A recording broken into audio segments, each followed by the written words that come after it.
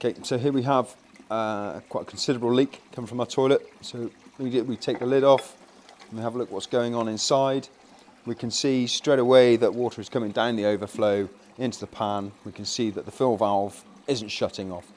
Now obviously I've wedged this one down with a pen lid.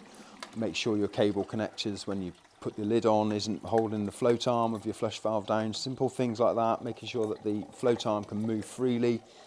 To make sure that's all installed properly in the cistern to prevent it from not working properly.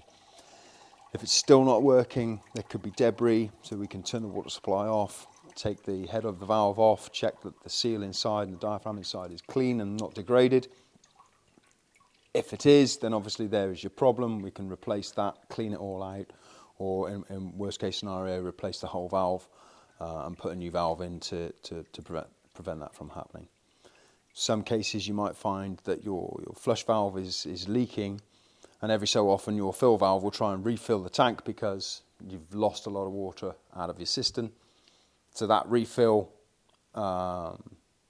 keeps happening occasionally, or there's this phantom refill every now and again. That's probably because your flush valve is leaking at a rate to then allow your fill valve to kick back in again. It's not an issue with your fill valve if that's occurring.